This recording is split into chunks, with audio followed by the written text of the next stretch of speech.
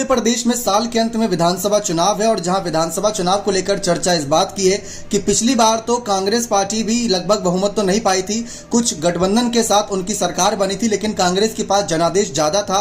इसी वजह से यहां पर सिंधिया, कमलनाथ, दिग्विजय की जीत हुई थी। लेकिन बाद में सिंधिया ने कांग्रेस की सरकार गिराकर बीजेपी की सरकार बनाई, तो वहां पर जोड़ तोड़ की राजनीति तो चल रही है। लेकिन क्या 2023 के विधानसभा चुनाव में जनता उस जोड़ तोड़ की राजनीति को स्वीकार करेगी या फिर उनको बड़ा झटका देगी? सवाल बहुत बड़ा है। लेकिन इन सब के बीच सिंधिया की घर वापसी को लेकर भी कई कयास लगाए जा रहे हैं, क्योंकि कर्नाटक में जो कुछ भी कांग्रेस पार्टी की जीत के तौर पर नतीजा निकला, वो सभी राज्यों के लिए एक बड़ा संदेश के तौर पर है कि आप कितनी भी जोड़ तोड़ की राजनीति कर लो, कितना भी मिशन लोटस कर लो, बाद में जब जनता अपने दम पर यहां पर वोट देने के लिए आएगी ना, तो जनता वोट देकर आपको जिताएगी या हराएगी, वो आपने कर्नाटक चुनाव में देख लिया। तो क्या यही डर अब सिंधिया को सता रहा है? क्या सिंधिया घर वापसी करते नजर आएंगे? ये सवाल बहुत बड़ा है। खैर, सिंधिया तो डरने वाले नहीं है, ये बात उनके चेहरे पर साफ नजर आ रही है। लेकिन राहुल गांधी का क्या फैसला है सिंधिया की राजनीति को लेकर कांग्रेस पार्टी में?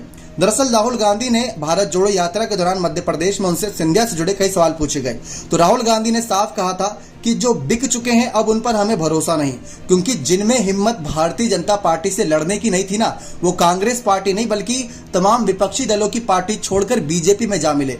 अगर उनमें हिम्मत थी तो खुद की पार्टी बनाकर चुनाव लड़ते, तब तो समझ में भी आता कि हाँ, ये भ्रष्टाचार के खिलाफ लड़ने के लिए खुद की पार्टी बनाकर जमीनी स्तर से शुरुआत कर रही है। लेकिन बीजेपी के साथ जाकर हाथ मिलाया, बीजेपी की रणनीति का शिकार बने, क्योंकि सबको पता है बीजेपी में फैसले कौन लेता। राहुल गांधी ने खुले मंच से यह बात करी। जयराम रमेश ने तो ये तक कह दिया था कि सिंधिया 24 कैरेट के गद्दार है, उन पर भरोसा दोबारा नहीं किया जाता।